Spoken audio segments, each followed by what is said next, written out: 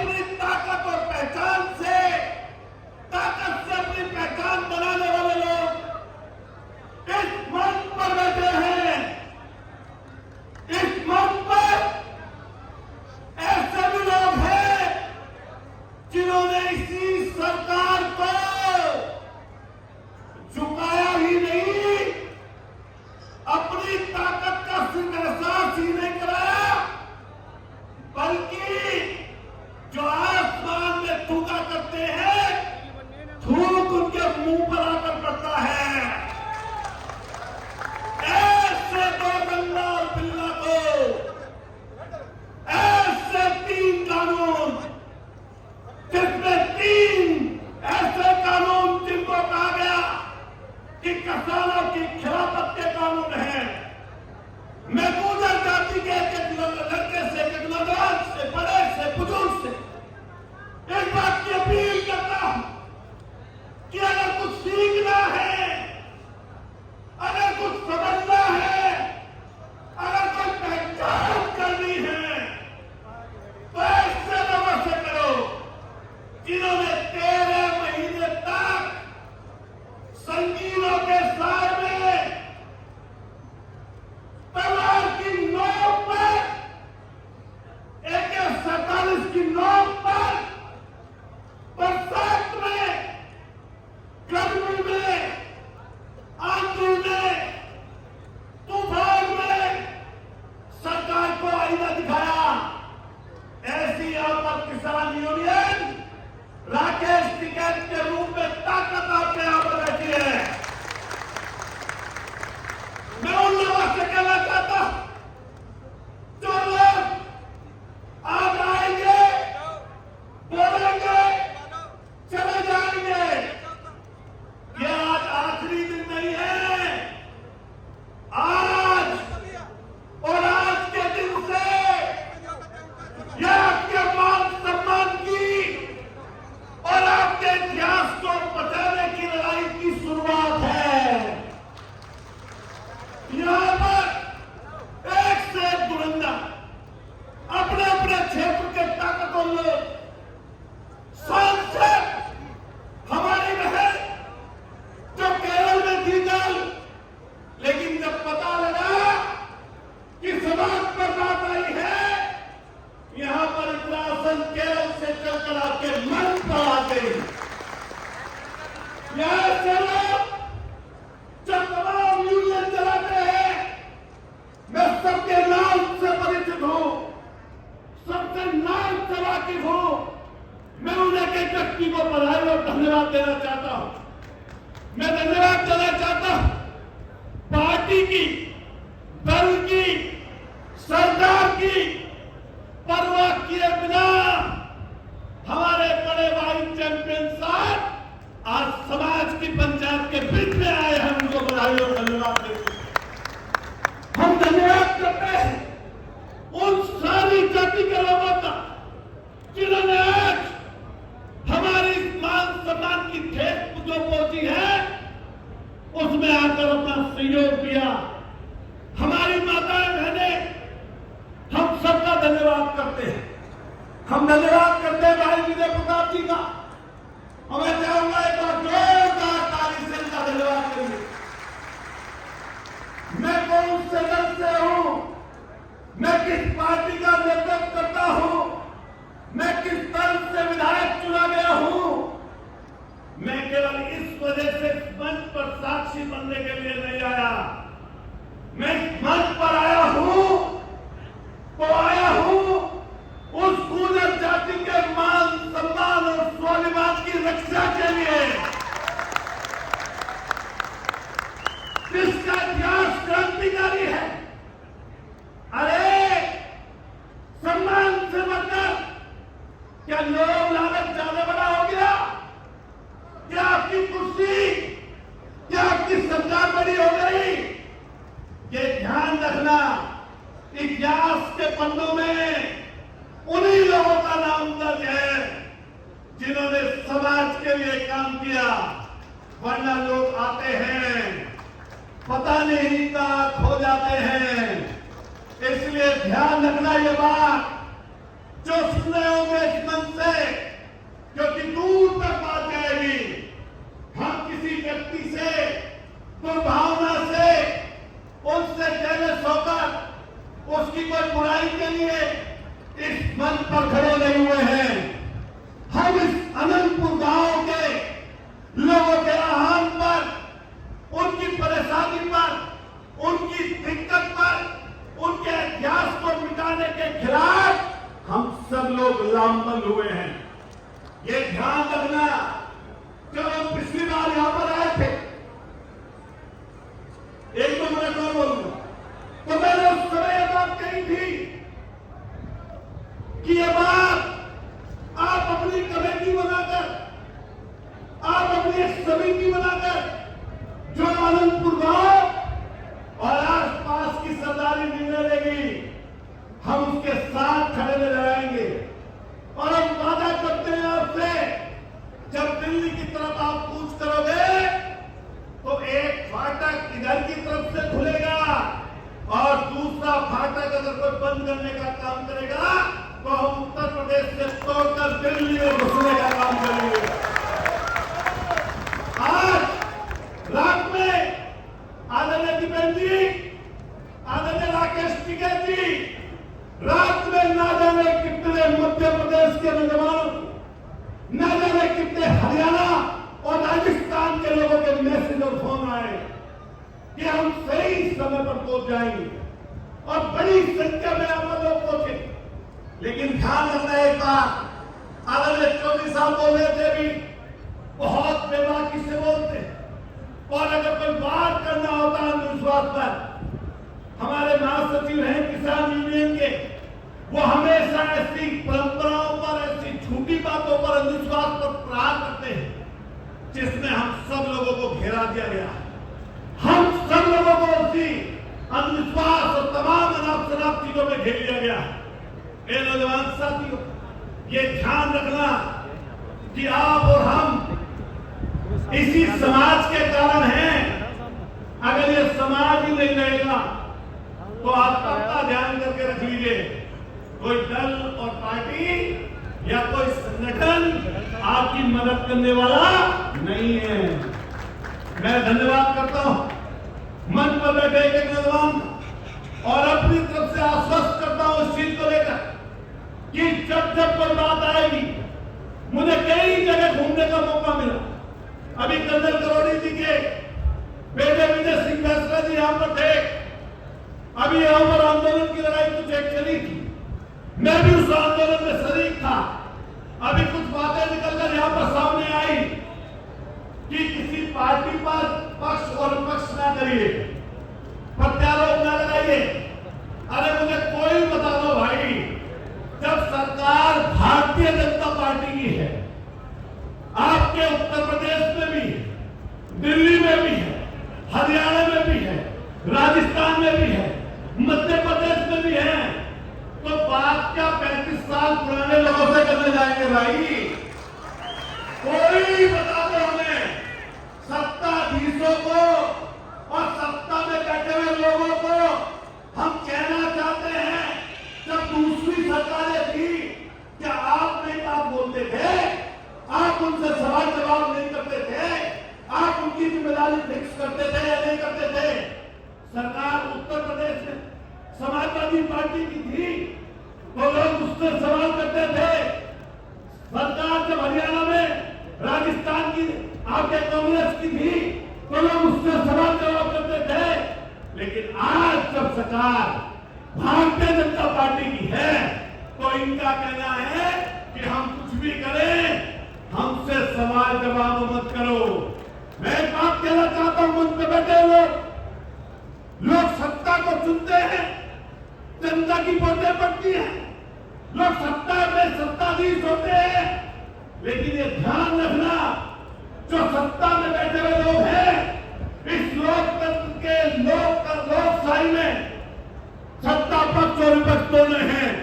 जहां आपने एक तो सत्ता खड़ी कर दी, विपक्ष को भी जिंदा रखने की जिम्मेदारी आपकी लोगों की है, हम लोगों की है। अगर वो नहीं बचेगा तो आपकी आवाज उठाने वाला कोई नहीं होगा। ये अनंतपुर गांव की धरती हत्या करने वाले लोग, आप सोच रहे हैं ये चंद सिपाही, ये दरोगा, ये एसपी है? नहीं, इस पर नजर एक बड़े धन्ना सेठ की है, जो दिल्ली में बैठे हुए दो ताकतवर लोगों के, जो गुजरात से चल के आए हैं, उन लोगों के नजदीक का आदमी है। इस टापू पर, इस पहाड़ी पर, इस आपके ऐतिहासिक धरती पर नजर उन दोनों की है। इसलिए लड़ाई आपकी कमजोर ना पड़े, हल्की ना पड़े, उसके लिए सब लोगों साथ लेकर चलो। मैंने तो मेरे प्रताप की कल ये बात कही कि कोई मंच है, पंचायत है, कोई सरकार में बैठा हुआ व्यक्ति भी अगर मंच पर आना चाहे तो उसका भी स्वागत करिए। लेकिन आप बताओ, ऐसी कौन सी परेशानी, ऐसी कौन सी दिक्कत, ऐसी कौन सी दुविधा, ऐसा कौन आपको रोक रहा है? जब हमारे भाई समाज का होने के नाते कुंवर चैंपियन आ सकते हैं, तो आप बताओ, आप सरकार में बैठे हुए लोगों, सत्ताधीशों, समाज के नाम पर खड़े होने वाले लोगों, आप क्यों इस मंच पर नहीं आए? आप आते और पूरी सरदारी को, पूरे समाज को इसी मंच से आकर कहकर जाते कि मैंने इतना करा दिया और बाकी कुछ बचा है तो उसको भी करा दूंगा। लेकिन हाथ में तो उनके भी विचारों के कुछ नहीं है। बेशक लॉलीपॉप दे दें, बेशक छोटी मोटी झूठ बात बोल दें, लेकिन हाथ में उनके भी कुछ नहीं है। क्योंकि जो दिल्ली में बैठे हैं उन्होंने तो कठपुतली बना रखे हैं। बताओ, हरियाणा के मुख्यमंत्री जी की क्या हालत है? मुस्कुरा दो, मिमिक्री कर दो, अगर कोई बात कहने जाए तो हंसकर मुस्कुराकर उसको विदा कर दो। क्या है या नहीं बता दो, बताओ हाँ या नहीं, तो जोर से बोलो हाँ या नहीं होगा। और फिर मैं तो डंके की चोट पर कहना चाहता, पूरा का पूरा चुनाव जातीय बंटवारा करके गरीब गुरबा लोगों को ये कहकर कि तुम्हें एक जाति खा जाएगी, तुम्हें एक जाति मिटा देगी, सारे लोगों का ध्रुवीकरण कराया और चुनाव जीतकर चले गए। यहां पर डर हरियाणा में किसी अलग जाति का दिखाते हैं, महाराष्ट्र में किसी और जाति का दिखाते हैं, गुजरात में किसी और जाति का दिखाते हैं, और उत्तर प्रदेश में हिंदू और मुसलमान का दिखाते हैं। इसलिए कहना चाहते हैं समझदार लोगों, साथी, मैं आपकी कीमत को बताता हूं। अगर उस मां की कोख से जन्म लिया है जिसको शेर नहीं कहते हैं, और आप लोगों से ये भी कहना चाहता हूं, अगर आपकी नसों में दौड़ने वाला खून उस मां पन्ना राय का है जिसने अपने बेटे की शहादत दी, अगर आपकी नसों में दौड़ने वाला खून वो तंजीम को मारता है जिसने 1857 की क्रांति का बूंद फूका, तो खड़े हो जाओ, हिम्मत दिखाओ और साहस दिखाओ, आंख से आंख मिलाओ और इनसे आंख से आंख मिला के कहो कि तुम्हारी जाति सहन नहीं करेंगे। और अगर तुमने एक भी काम इस बार बुलडोजर छोड़ो, अगर किसी भी चीज का किया तो लोकतांत्रिक तरीके से तो लड़ेंगे ही, लेकिन साथ साथ तुम्हारी ईंट का जवाब पत्थर से देंगे। इस बार ईंट का जवाब पत्थर से देंगे। ध्यान रखना है बात, जो लोग बुरे समय में जो साथ देते हैं उनके साथ को भूल जाते हैं, जो अपना बुरा समय भूल जाते हैं, ये ध्यान रखना, वो तरक्की की लंबी सीढ़ियां नहीं कर सकते। इसलिए कोई अगर एहसान करे और उसके एहसान का बदला तो किसी तरह चुकता नहीं किया जा सकता, लेकिन एहसान का बदला एहसान से ही चुकाया जा सकता है। आज हमारे ब्राह्मण समाज के लोग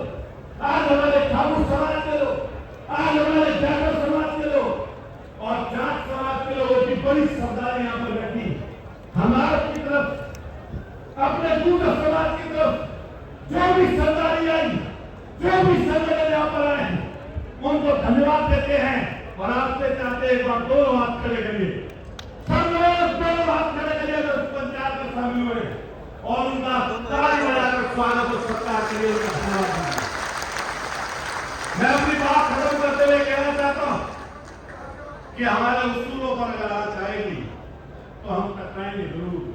तो किसी ने अच्छा कहा है, उसूलों पर अगर आंच आए तो लड़ना जरूरी है और जिंदा अगर हो तो जिंदा नजर आना जरूरी है।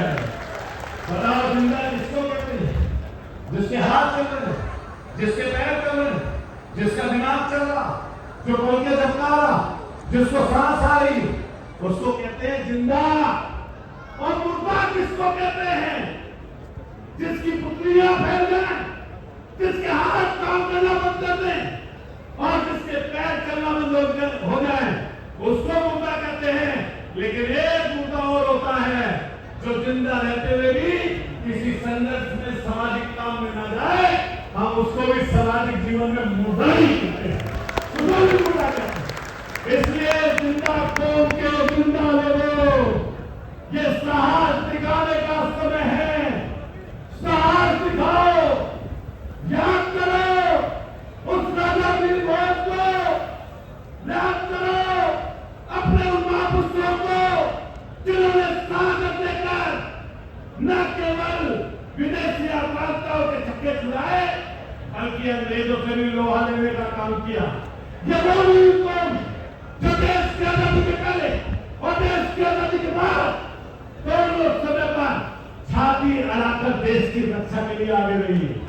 लेकिन आज मौका है, इन्हीं के ऊपर बुलडोजर से प्रहार, इन्हीं के ऊपर लाठी से प्रहार, इन्हीं के ऊपर पुलिस के मुकदमे, लेकिन इससे कोई डरेगा नहीं। इसलिए हम धन्यवाद देते और बात खत्म करने से पहले यही कह के जाएंगे कि हमारी लड़ाई किसी से द्वेष की नहीं है, हमारी लड़ाई किसी से ऐसी नहीं है कि हमारी पर्सनल को लड़ाई है, लेकिन लड़ाई जब मान सम्मान की आएगी उसके लिए हम खड़ा होंगे। खड़े होंगे नहीं होंगे? हाथ खड़े करके बताओ सारी पंचायत, खड़े होंगे नहीं होंगे? हम फिर संविधान को बाबा साहब के धन्यवाद करेंगे जिसने कम से कम ये मौका दिया कि 5 साल में वोट बदल रही है, बेशक कुछ लोग वोट की चोरी कर रहे हैं। हम धन्यवाद करेंगे अपने उन महान पुरुषों को जिनके कारण आज हम आजादी की सांस लेकर यह वोट पा रहे हैं। मैं धन्यवाद करूंगा भाई विजय जी को और पूरे अनंतपुर गांव के एक नौजवान साथी को जिन्होंने भरी बरसात में, कीचड़ में, रात में जाकर ये मजमा, ये लोगों को इकट्ठा किया। एक बार दोनों हाथ दोबारा उठा दीजिए, मुट्ठी बंद करिए, दोनों हाथ उठाइए, जोर से बोलिए भारत माता की, अनंतपुर गांव की, गांव खेले की। और एक बार हाथ खड़े करके देखिए अनंतपुर गांव के लोगों को ताली बजाकर धन्यवाद करिए कि 36 जाति के सरदारों को आपने इकट्ठा किया। हम धन्यवाद करते हैं, बहुत शुक्रिया अदा करते हैं। आप कहां से भी लोग यहाँ पर पहुंचे, हम शुक्रिया करते हैं आपका। और कोई मुझसे अगर ऐसी बात की रही हमारे अध्यक्ष जी लोग बैठे, निर्णय तो इनका ही होगा। हम धन्यवाद करते हैं तमाम साथियों का, विकास से लेकर प्रहलाद से लेकर सुधीर जी से लेकर यूनियन के तमाम साथियों का, सहारनपुर के, बागपत के, मुजफ्फरनगर के, हापुड़ के तमाम साथियों का, जो सब लोग यहाँ तक पहुंचे, सबका बहुत धन्यवाद करते हैं। और मैं सिर झुकाकर यही बात कहूंगा कि हमारी, मैं आया हूं दूसरे कारण से, लेकिन माननीय अखिलेश यादव जी ने यह भी संदेश पहुंचाया कि सदन में तो मैं खुद हूं ही, बोलेंगे हम, मैं निकला है यहाँ पर लोकसभा में बोलेंगी, लेकिन माननीय अखिलेश यादव जी भी जो तीसरे नंबर की पार्टी है, 37 सांसद हैं, इस अनंतपुर गांव की आवाज उत्तर प्रदेश की विधानसभा से लेकर लोकसभा तक हम उठाने का काम करेंगे। मैं आपका बारंबार धन्यवाद करता हूँ, बहुत बहुत धन्यवाद, शुक्रिया, थैंक यू वेरी मच। हमारे